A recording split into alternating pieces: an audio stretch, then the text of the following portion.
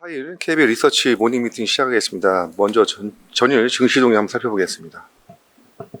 네, 안녕하세요. 시황팀 김지원입니다. 전일 국내 증시는 미국 지표 개선과 반도체 규제 재료 노출 등의 투자 심리가 회복하면서 양시장이 2%대 상승했습니다.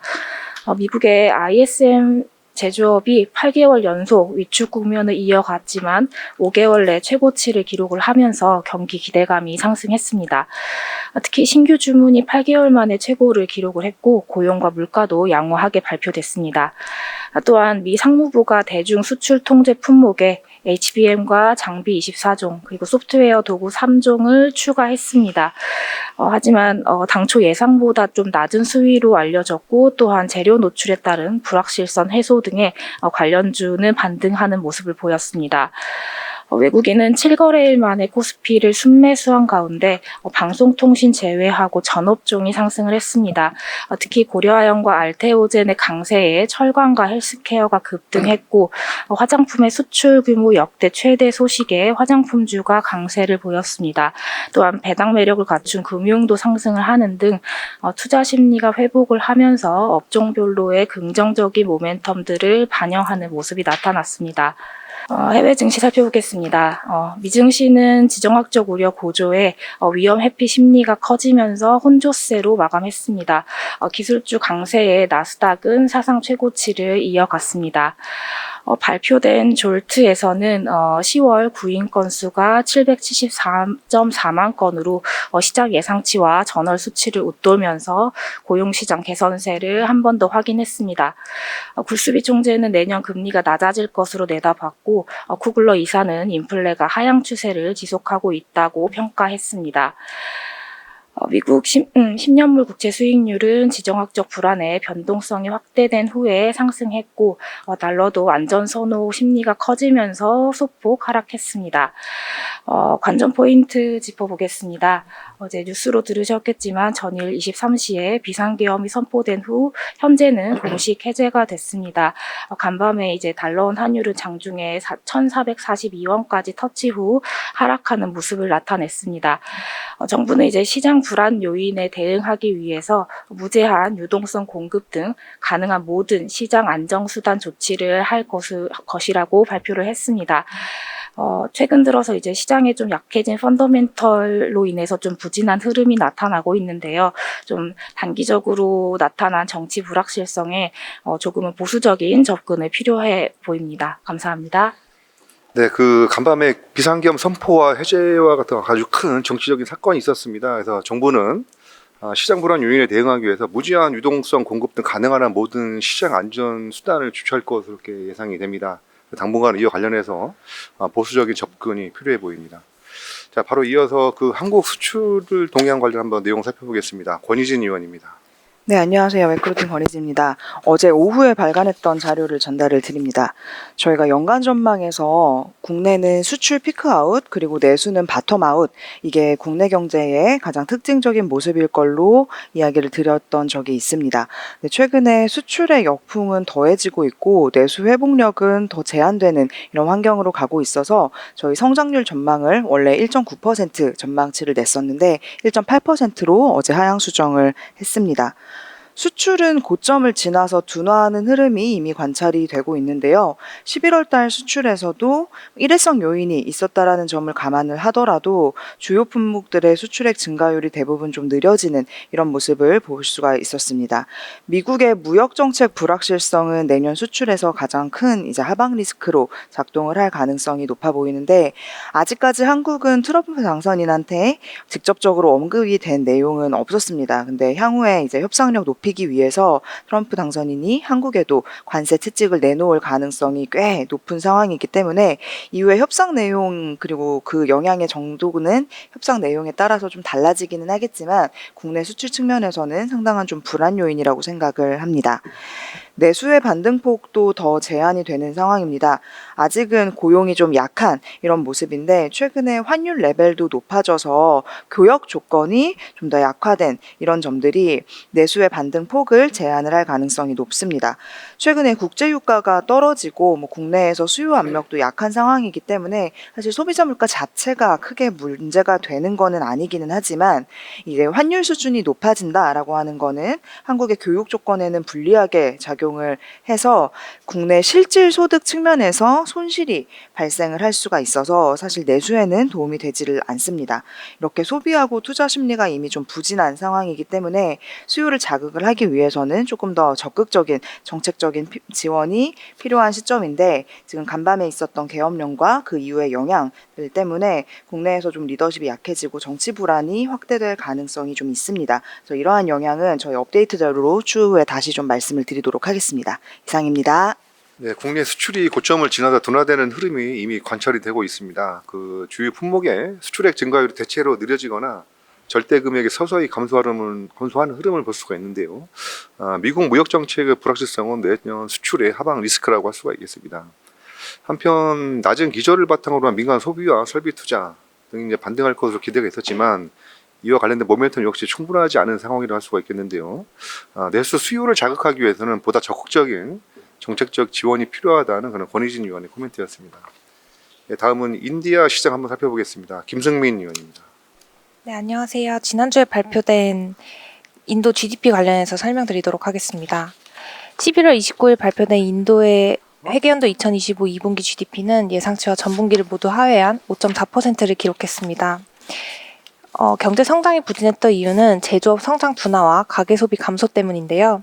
먼저 회계연도 2025 2분기 제조업 성장률은 2.2%로 전분기 7.0% 대비 낮은 수준을 보였습니다. 이는 높은 기저뿐만 아니라 대외적으로 중국 등 일부 국가의 과잉 생산에 따른 저가 수출품이 인도 시장에 유입되면서 인도 제조업이 타격을 입었습니다. 한편 가계 소비는 몬순 시즌 중에 폭우가 내리고 높은 물가로 인해서 소비 심리가 위축된 점도 부정적으로 작용했습니다. 하지만 인도의 2분기 GDP는 부진했으나 하반기에는 계절적 소비 회복과 정부 지출 증가로 완만한 회복이 나타날 것으로 판단하고 있습니다. 지난 소비 자료에서 살펴본 것처럼 인도의 다수 소비 데이터들이 10월 들어서 반등하면서 축제와 결혼 시즌 효과가 가시화되고 있습니다. 그리고 우기 시즌에 폭우가 내리면서 저수지 수위가 높아지면서 겨울철에 파종하는 라비 시즌 작황 호조가 나타날 것으로 예상하고 있어서 농업의 높은 성장세가 기대되는 상황입니다. 이렇다 보니 농촌 소비 심리도 회복될 것으로 예상합니다. 한편 1분기에 인도 총선이 위치해 있으면서 정부 지출이 지연되고 올해 상반기 동안 집행된 정부 지출 규모가 전체의 37%에 그쳤습니다. 그래서 하반기에는 정부 지출 집행이 가속화되면서 GDP의 회복을 이끌 것으로 판단하고 있습니다. GDP가 발표된 다음에 증시는 상승세를 보였습니다. 시장 참여자들이 이미 2분기 기업 실적을 통해서 경기 하방 압력이 확대될 것으로 예상을 했고 GDP와 동시에 발표된 10월 8대 핵심 산업 생산 증가율이 전어치를 상회했다는 점에 주목하면서 증시 상승을 이끌었습니다. 한편 이제부터는 시장 관심은 오늘부터 6일까지 진행되는 12월 통화정책회의로 이동할 전망입니다. 통화정책에서 중요하게 볼 부분은 두 가지인데 첫 번째는 금리와 두 번째는 GDP 전망치입니다. 먼저 금리는 시장에서 다양한 의견이 제기되고 있는 상황인데 경제 성장률이 부진했지만 12월보다는 내년 2월에 금리 인하를 단행할 것으로 전망합니다. 그 이유는 10월 CPI가 중앙은행의 CPI 범위 상단이 6%를 상회하는 6.21%를 기록했기 때문입니다. 그리고 회계연도 2025 GDP 전망치는 현재 컨센서스가 하향 조정되고 있기는 하지만 수정 전망치는 인도 정부 전망치의 하단 6.5%를 상회할 것으로 예상을 하는데 그 이유는 인도 정부가 전기차 생산업의 인센티브 지급, 인프라 프로젝트 투자 확대 등을 통해서 경기 부양을 하겠다고 발표했기 때문입니다. 이상입니다. 자, 그 인도의 2분기 GDP는 예상치와 전분기를 모두 하회한 5.4%를 기록을 했습니다. 그렇지만 계절적인 소비 회복과 정부 지출 증가로 하반기에는 완만한 회복 가능성이 있을 것이라는 그런 김승민 의원의 코멘트였습니다. 네, 다음은 일론 머스크 관련 그 효과에 대해서 한번 살펴보겠습니다. 하인한 의원입니다. 안녕하십니까. KB증권 시황 담당 하인원입니다. 오늘은 디 일론 이펙트라는 제목으로 자료를 작성해 봤습니다. 이번에 트럼프가 미국 대선에서 승리하면서 일론 머스크라는 인물이 굉장히 크게 부각되고 있는데요. 대부분의 자료들이 트럼프를 주로 다루지만 일론 머스크를 집중적으로 다루는 자료가 없어서 저는 이 일론 머스크를 중점으로 다룬 자료를 작성해 봤습니다. 일론 머스크가 만들 미국의 모습은 어떤 형태일지, 그리고 넌 US로서의 한국에 대한 고민을 담아봤습니다. 네, 찰리 먼거는 일론 머스크에 대해 이렇게 얘기한 적이 있습니다. 자신을 과대평가하는 사람을 절대 과소평가하지 말라라고 얘기했습니다. 일론 머스크에 대해서 호불호가 좀 갈리긴 하지만 혹시 좀 좋아하지 않는 사람들도 이 일론 머스크라는 사람을 이제 좀 본격적으로 알아둬야 할 필요가 있다라는 점으로 이해해 주시면 될 것 같습니다. 일론 머스크가 바꿀 미래의 모습은 저는 이제 생산성 함수를 완성할 것이라는 점에 주목해 봤습니다. 경영 전략 관점에서는 채권 시장에 관심을 가져야 되고 비용 절감을 통해서 완만한 국채 금리 하락을 기대해 볼 수가 있겠습니다. 또 기술 혁신은 특히 주식 시장의 중요한 흐름이 될 텐데 이 기술 혁신을 통해서 미국의 생산성 함수를 완성할 가능성이 높아 보입니다. 그리고 미국의 생산성 함수가 완성된다면 미국의 장기 강세장은 좀 더 지속될 수가 있겠습니다. 지금 넌 US로서의 한국에 대한 고민이 굉장히 많은데요. 한국 주식시장의 부진이 장기화되고 있습니다. 한국 경제의 구조적 문제도 만만치 않은 상황이고 또 한국 주식시장의 구조적인 문제도 만만치 않은 상황입니다. 그래서 한국 주식시장은 시장보다는 업종이나 종목 중심의 접근을 강조드립니다. 다만 주식시장의 구조적 문제, 즉 기업 지배구조를 해결하기 위한 노력이 본격화할 가능성에 주목하고 있습니다. 그 과정이 만만치 않을 뿐만 아니라 장기적 관점에서 접근해야 하지만 만약이라도 통과된다면 그 파급 효과는 상당히 클 것이기 때문입니다. 이상입니다. 자, 일론 이펙트에 대해서 한번 알아보고 있는데요. 일론 머스크의 경영 전략과 기술 혁신을 통해서 아마 그가 완성할 미국의 생산성 함수에 주목하자라는 그런 내용입니다. 그래서 경영 전략은 그 구조조정과 부조건 축소를 통해서 재정 효율화를 지금 본격화하겠다는 거고, 기술 혁신은 예를 들어서 전기차라든지 자율주행, 로봇 우주항공 등에서 기술 혁신을 통해서 생산성 함수를 끌어올리자라는 그런 내용이라고 할 것 같습니다. 반면에 한국 시장의 부진은 미국의 강세와는 달리 그런 구조적인 문제가 해결되지 않기 때문에 강세장은 기대하기 어렵다. 반면에 업종별, 종목별 대응이 좀 유리하다는 그런 하이난 위원의 코멘트였습니다. 네, 다음은 상업용 부동산 시장 한번 살펴보겠습니다. 지세진 위원입니다. 안녕하십니까. 상업용 부동산을 담당하고 있는 지세진입니다. 상업용 부동산 월보가 발간되었습니다. 서울, 미국, 영국에서 기준금리가 추가 인하되었습니다. 글로벌 주요 기업들의 사무실 복귀 정책이 발표되고 있으나 오피스 시장의 조정기가 지속되고 있고 미국 상업용 부동산 부실 자산과 CMBS 연체율이 아직 증가 중입니다. 금리 추가 인하나 임대시장 회복과 같은 지표를 확인한 후에 점차 회복이 가시화될 것으로 예상되는데요. 국가별 경기 상황이나 트럼프 당선인의 대통령 취임 이후 변화될 정책으로 인한 리스크 등을 검토할 필요성이 존재합니다. 서울입니다. 서울 기준금리는 경제성장률 전망치가 하향 조정되면서 추가 인하되었습니다. 한편 오리역 일대와 용산국제업무지구 개발에 화이트존이 도입되고 서울시에서 용적 이양 제도를 도입하면서 고밀도 복합개발 사례가 증가할 것으로 예상됩니다. 올해 해외 관광객 수가 회복되면서 주요 관광상권의 상가 공실률이 하락세를 보이고 있고 호텔 임대 및 투자 시장도 양호한 흐름을 보이고 있습니다. 서울 오피스 시장은 여전히 낮은 공실률을 기록 중입니다. 매물이 증가하면서 거래도 다수 진행되고 있습니다. 아시아 태평양에서는 일본, 호주가 기준금리를 동결했습니다. 저금리랑 엔저를 기반으로 일본 상업용 부동산 투자 시장은 견조한 모습을 보이고 있는데요. 호주의 경우 오피스 조정기 종료랑 금리 인하에 대한 기대감 등으로 거래 규모가 점차 회복하고 있습니다. 호주 물류센터와 임대시장은 양호한 펀더멘털을 이어가고 있는데요. 블랙스톤은 호주 데이터 센터 기업 에어트랑크를 인수할 예정입니다. 한편 일본 기업들의 재택근무가 축소되고 있으나 내년 도쿄에 예정되어 있는 대규모 신규 공급이 공실률 상승에 영향을 미칠 가능성이 있습니다. 다음 미국입니다. 오는 1월 트럼프 당선인의 취임 이후 주요 정책 변화는 미국의 상업용 부동산 시장에 영향을 미칠 것으로 예상됩니다. 금리 인하가 최근 2차례 진행됐는데요. 투자 여건이 개선되고 있으나 경기에 호행하는 상업용 부동산 시장 특성상 회복은 점차적으로 나타날 것으로 예상됩니다. 여전히 오피스 공실률은 높은 수준이고요. 아파트로의 컨버전이 활발히 이루어지고 있습니다. 부실 자산, CMBS 연체율도 오피스를 중심으로 증가하고 있어서 신규 투자에 신중함이 필요한 시기입니다. 마지막으로 유럽입니다. 영국 기준금리가 25bp 인하되었습니다. 독일은 한편 제조업을 중심으로 경기가 약세를 보이고 있습니다. 오피스 공실률도 독일에서는 상승세입니다. 자산 가치도 6개 분기 연속 하락하는 등 시장 지표가 좋지 않습니다. 유럽 데이터 센터나 영국 학생주택 등 양호한 흐름을 보이는 시장도 존재하지만 유럽 오피스 시장은 끝나지 않은 조정기에 해외 투자자들의 활동이 부진한 상황입니다. 자세한 내용은 레포트를 참조 부탁드립니다. 네, 그 주요 국가에서 기준금리가 추가 인하되었습니다. 그래서 글로벌 주요 기업들의 사무실 복귀 정책도 발표되고 있는데 그렇지만 아직도 오피스 시장의 조정기는 지속이 되고 있습니다. 그리고 미국 상업용 부동산의 부실 자산과 CMBS 연체율이 아직 증가 중에 있는 상황입니다. 그래서 향후에 금리 추가 인하라든지 임대시장 회복과 같은 주요 지표가 확인된 후에 투자 시장 회복이 점차 과시화될 것으로 예상이 됩니다. 그래서 국가별로 경기 상황이라든지 트럼프 당선인의 그런 취임 이후에 별다른 정책에 따라서 인한 그 리스크를 검토할 필요성이 있다라는 그런 지세진 의원의 코멘트였습니다. 네, 다음은 기아 어제 밸류업 정책을 발표했습니다. 관련 내용 살펴보겠습니다. 강성진 의원입니다. 안녕하세요. 자동차 담당 강성진입니다. 어제 기아가 기업가치 재고 계획을 발표해서 이에 대해서 코멘트 드리겠습니다.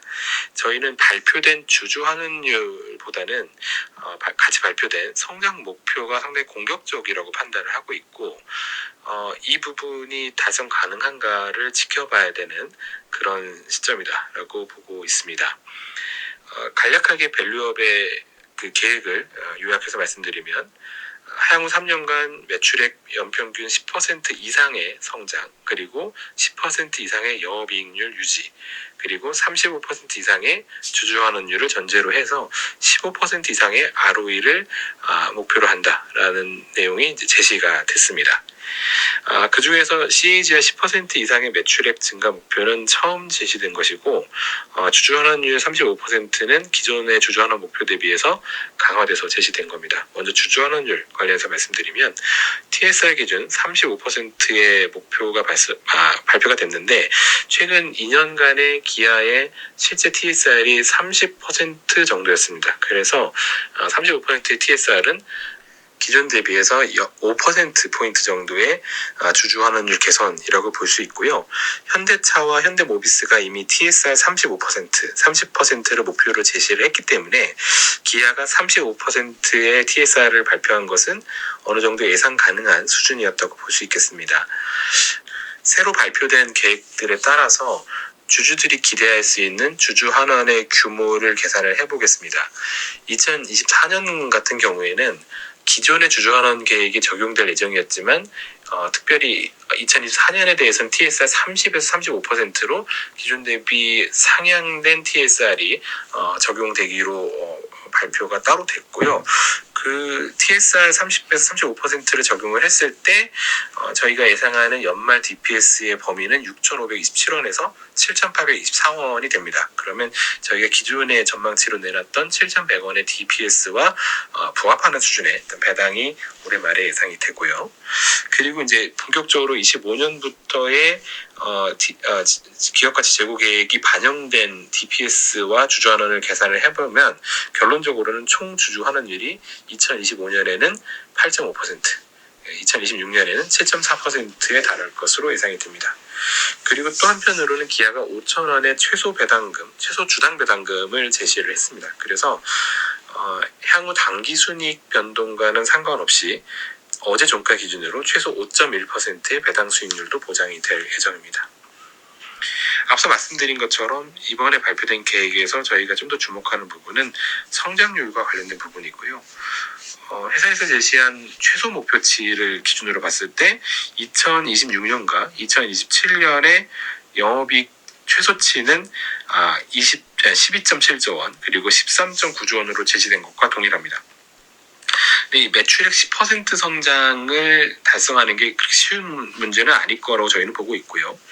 2024년까지 지난 3년간 매출액이 14.5% 증가하는 것으로 저희는 전망을 하고 있기는 하지만 올해 1분기부터 3분기까지 누적 매출액이 1년 전 대비 6.4% 증가하는 데 그쳤고 또 향후 10% 이상의 매출액 성장에는 매년 7.7%의 판매 대수 증가가 전제가 돼 있는 것으로 우리가 볼 수가 있는데 지금 해외 시장 전문 예측기관에서 제시하고 있는 자동차 시장 성장률은 그보다 훨씬 낮기 때문에 기아가 목표한 매출액 증가율을 달성하는 게 그렇게 쉬운 문제가 아니라는 겁니다. 그래서 이 부분을 달성할 수 있을지를 좀 주목해야 되는 그런 밸류업 발표였다라고 저희는 판단하고 있습니다. 이상입니다.